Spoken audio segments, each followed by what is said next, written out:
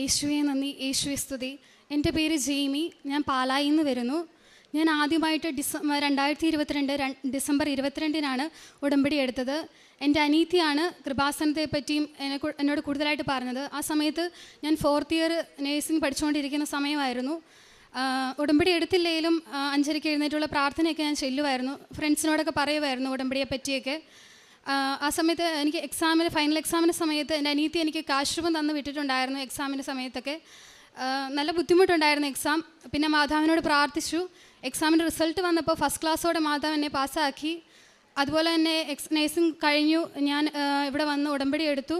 അതിന് മുമ്പോട്ട് എന്ത് ചെയ്യണമെന്ന് അറിയത്തില്ലാതെ നിൽക്കുമ്പോൾ OET എഴുതണോ അതോ എക്സ്പീരിയൻസ് ജോലിക്ക് കയറണോ എന്നറിയത്തില്ല. എന്നാലും ഞാൻ OET എഴുതാം എന്ന് വിചാരിച്ച്, മാതാവ് ഉണ്ടല്ലോ കൂടെ എന്ന് വിചാരിച്ച് പോയി OET പഠിച്ചു. പ്രാർത്ഥനയൊക്കെ ചൊല്ലുമായിരുന്നു. എന്നാലും ഒരു ഉഴപ്പം മട്ടുണ്ടായിരുന്നു. എന്നാലും പ്രാർത്ഥിക്കുമായിരുന്നു. പിന്നെ എക്സാമിന് ഡേറ്റ് എടുത്തു. എക്സാമിന് ഡേറ്റ് പോയപ്പോഴൊക്കെ പ്രാർത്ഥിച്ചുകൊണ്ടാണ് പോയത്. ഉടമ്പടി കാശുരൂപം കയ്യിലുണ്ടായിരുന്നു, തൈലം പുരട്ടിയായിരുന്നു, ഉപ്പ് അതുപോലെ തന്നെ ആരും ചവിട്ടാത്തടുത്ത് വിതറുകയൊക്കെ ചെയ്തായിരുന്നു.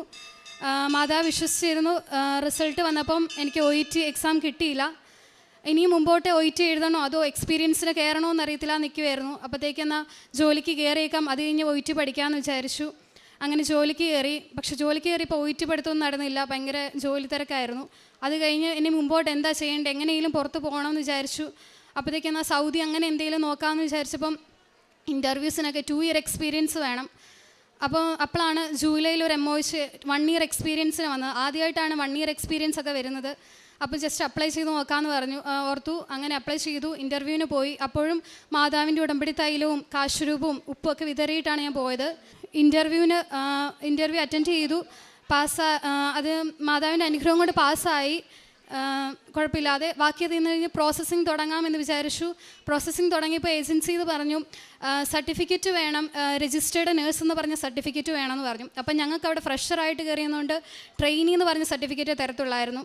അപ്പം HR-ലൊക്കെ ചെന്ന് ചോദിച്ചു, പറ്റത്തില്ല, ഇങ്ങനെ എല്ലാവർക്കും കൊടുത്തുകൊണ്ടിരുന്നത് നടക്കത്തില്ല എന്ന് പറഞ്ഞു. എന്നോട് ഫ്രണ്ട്സ് ആണെങ്കിലും പറഞ്ഞു നടക്കത്തില്ല, നീ വെറുതെ പോവണ്ട, ഒന്നും നടക്കത്തില്ല എന്ന് പറഞ്ഞു. എന്നാലും എനിക്ക് വിശ്വാസം ഉണ്ടായിരുന്നു. ഞാൻ പറഞ്ഞു മാതാവ് ഉണ്ട് കൂടെ.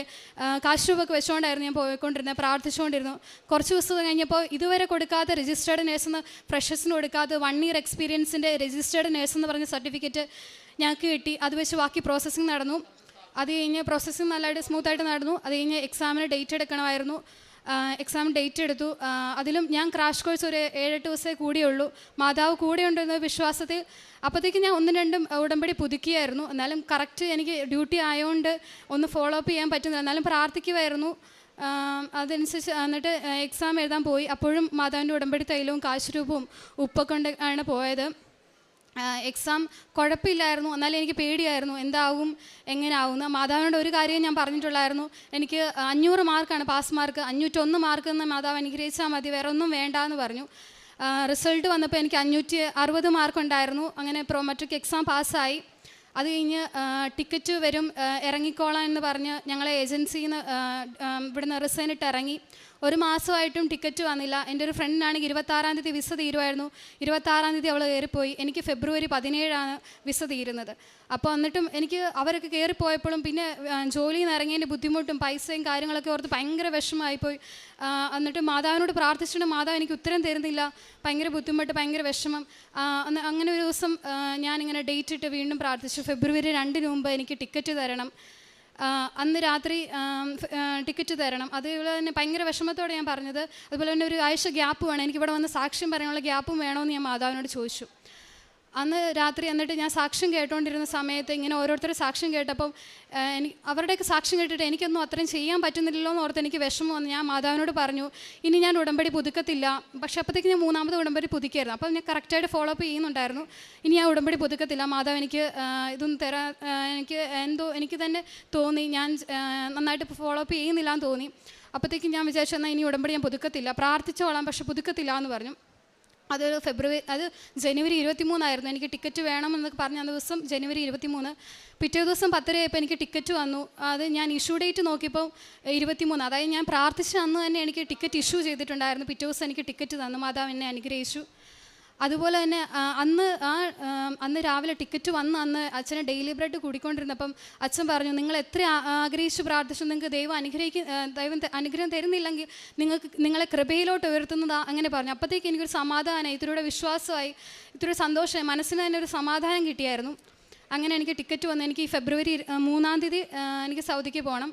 അതുപോലെ തന്നെ വേറൊരു സാക്ഷി എന്ന് പറഞ്ഞാൽ എനിക്ക് കൂടുതലായിട്ട് കുറച്ച് ദേഷ്യമൊക്കെ ഉണ്ടായിരുന്നു. അപ്പോൾ കുറച്ചൊക്കെ എനിക്ക് കൺട്രോൾ ചെയ്യാൻ പറ്റി. പിന്നെ അതുപോലെ തന്നെ രാവിലെ പള്ളിയിൽ പോകാൻ എഴുന്നേൽക്കുമ്പോഴൊക്കെ ആണെങ്കിലും ഇത്തിരി ഇരുട്ടും കാര്യങ്ങളൊക്കെ ആയതുകൊണ്ട് എനിക്കൊരു ബുദ്ധിമുട്ട്, ഭയങ്കര ഭയം തോന്നുമായിരുന്നു. എങ്ങനെ വേറെ വേണ്ടാത്ത ചിന്തകളൊക്കെ തോന്നുമായിരുന്നു. അപ്പോൾ അന്ന് ഡെയിലി ബ്രെഡ് കൂടുന്ന സമയത്ത് അച്ഛൻ പറഞ്ഞൊരു ഭയമുള്ളവരെ ദൈവം അനുഗ്രഹിക്കുന്നു എന്നൊക്കെ പറഞ്ഞായിരുന്നു. അപ്പോഴത്തേക്ക് കുറച്ച് കഴിഞ്ഞപ്പോൾ തൊട്ട് എനിക്ക് ആ ഒരു ബുദ്ധിമുട്ട് തോന്നില്ല. എനിക്ക് കൂളായിട്ട് നടക്കാൻ പറ്റി. രാവിലെ ആണെങ്കിൽ പള്ളിയിൽ പോകാൻ പറ്റുന്നുണ്ടായിരുന്നു. പിന്നെ അതുപോലെ തന്നെ കാരുണ്യ പ്രവർത്തികൾ എന്ന് പറയുമ്പം അവിടെ ഞങ്ങളുടെ അടുത്തൊരു സെർണിറ്റി ഹോം ഉണ്ട്. അവിടെ അവരെ കാണാൻ പോവും. അവർക്ക് വേണ്ടി എന്നെക്കൊണ്ട് ചെയ്യാൻ പറ്റുന്നതൊക്കെ ചെയ്യും. അതുപോലെ തന്നെ പത്രം ബസ് സ്റ്റാൻഡിലും അതുപോലെ തന്നെ പള്ളിയുടെ പരിസരങ്ങളിലൊക്കെ കൊടുക്കാറുണ്ടായിരുന്നു.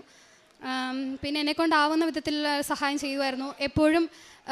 മിക്കപ്പോഴും എന്തെങ്കിലും ചെയ്യുവാണെങ്കിലും കൊന്ത ചൊല്ലിക്കൊണ്ട് നടക്കുമായിരുന്നു. അതുപോലെ തന്നെ ബസ്സിലൊക്കെ പോവുകയാണെങ്കിൽ അടുത്തിരിക്കുന്നവരുടെ കൃപാസനത്തെ പറ്റി പറയുവാനും എനിക്ക് കിട്ടിയ അനുഗ്രഹത്തെ പറ്റി പറയാനും ഞാൻ ശ്രമിച്ചിട്ടുണ്ട്. അമ്മ മാതാവും തിരുക്കുവാനും തന്ന എല്ലാ അനുഗ്രഹങ്ങൾക്കും 1000 നന്ദി. സങ്കീർത്തനങ്ങൾ 119, 114. കർത്താവ് എൻ്റെ അഭയകേന്ദ്രവും പരിചയമാണ്, ഞാൻ അവിടുത്തെ വചനത്തിൽ പ്രത്യാശ അർപ്പിക്കുന്നു.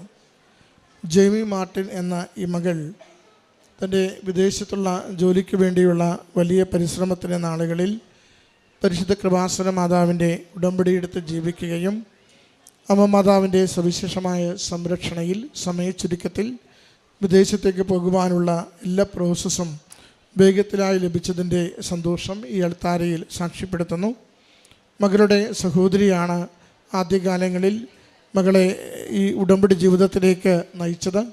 ആ നഴ്സിംഗ് പഠിച്ചിരുന്ന നാളുകളിൽ ഉടമ്പടി കാശുരൂപം ഉപയോഗിച്ച് പരീക്ഷ എഴുതുവാനും ഉടമ്പടിയിലായിരിക്കുന്നതിന് മുമ്പ് തന്നെ ഉടമ്പടിയുടെ പ്രാർത്ഥനകളോട് ചേർന്ന് ജീവിക്കുവാനും മകൾക്ക് ലഭിച്ച അനുഭവത്തെയും സാഹചര്യത്തെയും മകൾ വിശദീകരിച്ചിരുന്നു.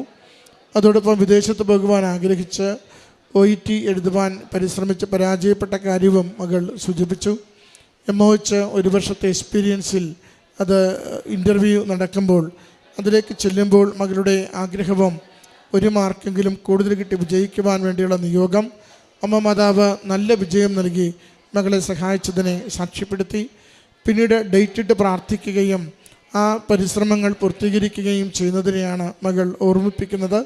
ഫെബ്രുവരി 2 വിദേശത്ത് പോകുവാൻ വേണ്ടിയുള്ള പരിശ്രമത്തിലാണ് മകൾ മാതാവിൻ്റെ അരികിൽ പ്രാർത്ഥിച്ചു കൊണ്ടിരുന്നത്. എന്നാൽ ടിക്കറ്റ് വരുവാൻ അത് ഇത്തിരി വൈകുന്നത് മകളേറെ പ്രയാസപ്പെടുത്തിയിരുന്നു. അപ്പോഴും മകൾ അമ്മ മാതാവിൻ്റെ അരികിൽ പ്രാർത്ഥിക്കുമ്പോൾ അത് മകൾക്ക് വേണ്ടുന്ന സന്ദേശങ്ങൾ ഡെയിലി ബ്രെഡിലൂടെ കിട്ടിയിരുന്നു.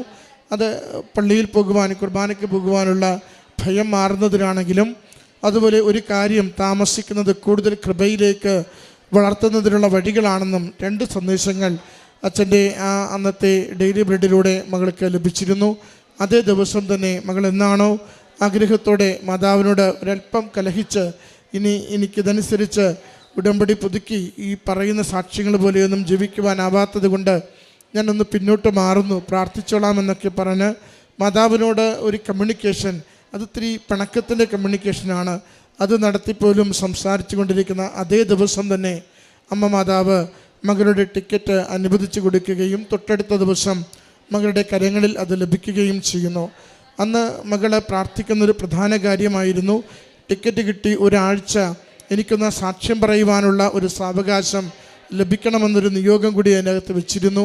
അതുപോലെ തന്നെ സാക്ഷ്യം പറയുവാനുള്ള അവസരം ഒരുക്കി കൊടുത്ത് അടുത്തയാഴ്ച വിദേശത്ത് പോകുവാൻ പറ്റുന്ന രീതിയിൽ എല്ലാ കാര്യങ്ങളും മകൾക്ക് അമ്മ മാതാവ് ക്രമീകരിക്കുകയാണ്.